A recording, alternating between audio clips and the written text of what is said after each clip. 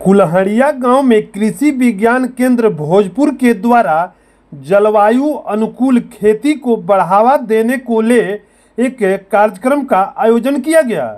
कोइलवर प्रखंड के कुल्हड़िया गांव में कृषि विज्ञान केंद्र आरा के द्वारा जलवायु अनुकूल खेती को बढ़ावा देने के उद्देश्य से कृषक प्रशिक्षण कार्यक्रम का आयोजन किया गया, जिसमें मुख्य रूप से उन फसलों के बारे में बताया गया जिसमें सिंचाई की कम आवश्यकता होती है।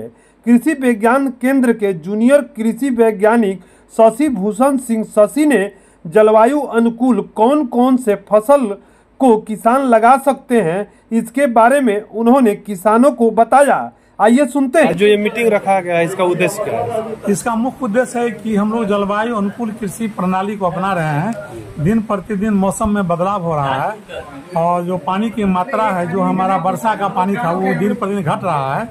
तो इसलिए और जो ग्राउंड वाटर है, जो बोरिंग कहते हैं हम लोग, बोरिंग से भी पानी का खिंचाव बहुत ज्यादा ही हो रहा है।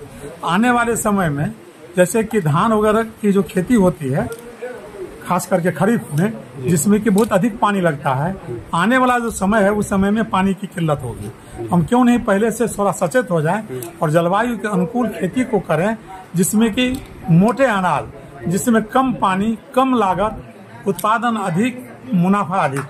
तो किसानों को कैसे समृद्ध हम बना सकते हैं, इसी के मुख्य उद्देश्य के रूप में हम यहाँ आए हैं। और इस गांव को हमने पहली साल अभी इस कार्यक्रम के लिए चयनित किया है, जहां लगभग हम मोटा मोटी 150 एकड़ से ज्यादा में हम यहाँ तीनों फसल प्रणाली को मिला करके वैज्ञानिक तरीके से खेती करवाएंगे, ताकि लोगों को अधिक से अधिक लाभ प्राप्त हो सके। मोटे अनाज के तौर पर कौन मोटे अनाज के तौर पर हमने यहाँ पर लिया है मक्का और बाजरा और चीना।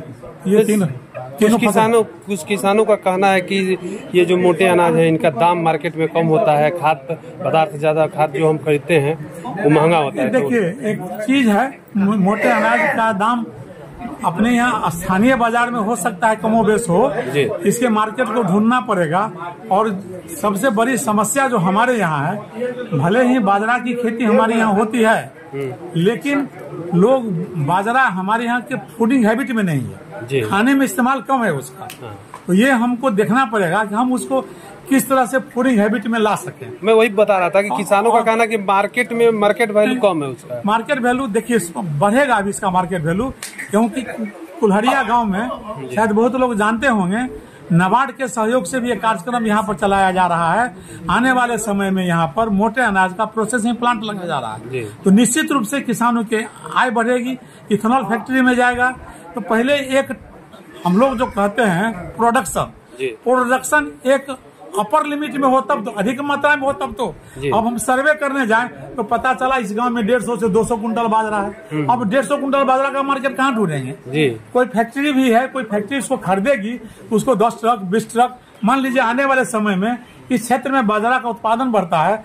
बगल में हमारा रेलवे स्टेशन का है कुल्हड़िया, यहाँ से जिस दिन रैक लोडिंग होने लगेगी, कर्नाटक की तरफ मक्का की लोडिंग होती है वहाँ के पोल्ट्री फार्म के लिए, तब तो उत्पादन का स्तर बढ़ेगा, तब तो मार्केट यहाँ आएगी, कंपनी आएगी।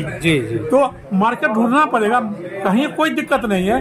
और खास करके मोटे अनाज में अगर हमारे किसान भाई कंपेरेटिवली अगर एग्रीकल्चर को देखें, तो वो धान की खेती करते हैं, उसमें कितना लागत आया, और बाजरा की खेती करते हैं, उसमें कितना लागत आया, और दोनों का जो अंतर है, तब वो अपने लाभांश को देखें कि हमको कितना लाभ होता है। मैं दावे के साथ कहता हूँ, आपको धान से अधिक मुनाफा आपको बाजरा दे करके जाएगा, इसमें कहीं कोई दो मत नहीं है। परिचय दे दें। मेरा नाम शशि भूषण कुमार शशि, मैं कृषि विज्ञान केंद्र भोजपुर आरा में जूनियर साइंटिस्ट के रूप में कार्यरत हूँ। ठीक है, धन्यवाद।